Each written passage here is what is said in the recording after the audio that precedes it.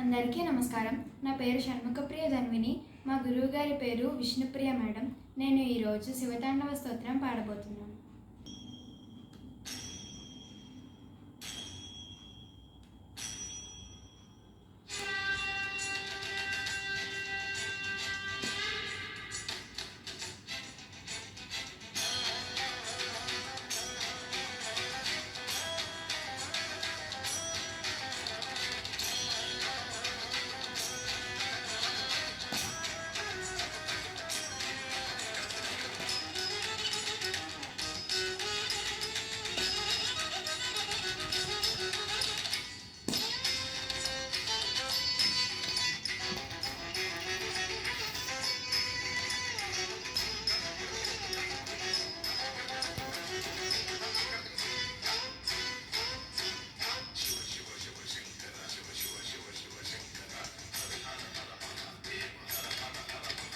जटाटवीगलज्जलप्रवाहपावितस्थले गलेवलम्ब्यलम्बिताम्बुजङ्गतुङ्गमालिका डमड्डमड्डमड्डमन्निनादवड्डमद्वयं चकारचण्डताण्डवं तनोतु मे शिवं जटाकटाः सम्भ्रमभ्रमन्निलिम्पनिज्झरी विलोलवीचिवल्लरी विराजमानमूर्धनि गगद्गगद्गगज्ज्वलल्ललाटपट्टपावके किशोरचन्द्रशेखरे रतिप्रतिक्षणं मम धराधरेन्द्रनन्दिनी विलासबन्धुबन्धुरस्फुरद्दिगन्तसन्तति प्रमोदमानमानसे कृपाकटाक्षधोरणे निरुद्धरुद्धरापदि क्वचिद्दिगम्बरेण विनोदमेतु वस्तुनि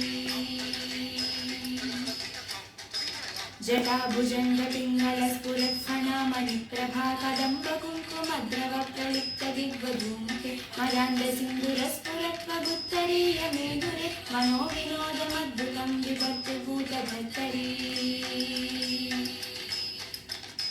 सहस्रलोचनप्रवृत्य शेषलेखशेखरप्रसूनधूलिधोरणी विधूसराङ्गिपीठभु भुजङ्गराजमालया निबद्धजाटजूटक श्रियशिराय जायतां चकोरबन्धुशेखरः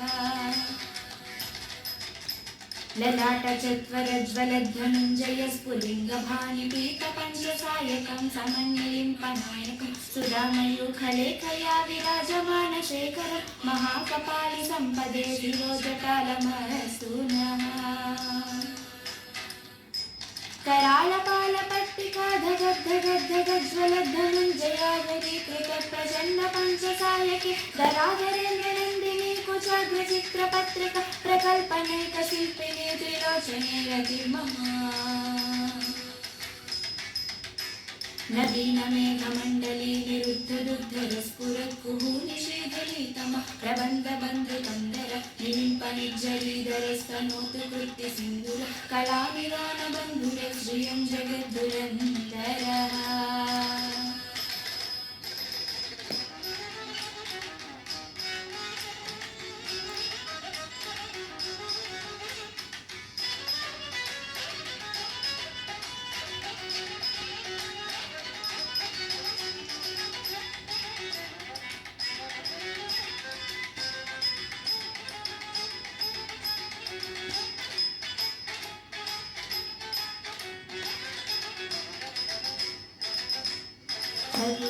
नीलपङ्कज प्रपञ्चकालिमप्रभा विलम्बिकण्ठकन्दली रुचिप्रबद्धकन्दरं स्मरच्छिदं पुरच्छिदं भवच्छिदं मथच्छिदं गजच्छिदाङ्गच्छिदं तमन्तकच्छिदं भजे अदर्व सर्वमङ्गला कलाकदम्बमञ्जरी रसप्रवाहमाधुरी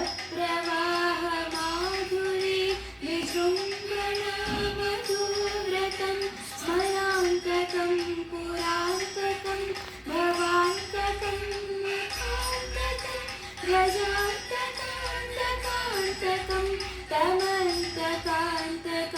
भजे जयत्वदभ्रविभ्रमद्रमद्भुजङ्गमश्वसद्विनिक्रमक्रमस्फुरत्करालबालहव्यवा दिनिद्दिनिद्दिनिध्वनन्नुदङ्गतुङ्गमङ्गल ध्वनिक्रमप्रवर्तितप्रचण्डताण्डव शिव सृषद्विचित्रकल्पयोद्भुजङ्गमौक्तिकश्रजो रत्नलोश्रयो सुहृद्विपक्षपक्षयो तुषारबिन्दचक्षुषो प्रजामहि महेन्द्रयो समप्रवृत्तिकर्कदा सदाशिवं भजाम्यहम् कदानिलिम्पनिज्झरीणि कुञ्जकोटरे वसन्ति मुक्तदुर्मतिः सदा शिरस्थमञ्जलिं वहं विलोललोललोचनोललामफाललग्नक शिवेति मन्त्रमुच्चरन् कदा सुखी भवाम्यहम् इमं हि नित्यमेव मुक्तमुत्तमोत्तमस्तवं पठन् स्मरन् ध्रुवं नरो विशुद्धिमेति सन्ततं हरे गुरो सुभक्तिमाशयापि नान्यथागति विमोहनं विदेहिनां सुशङ्करस्य चिन्तनं विमोहनं विदेहिनां सुशङ्करस्य चिन्तनं विमोहनं विदेहिनां सुशङ्करस्य चिन्तनम्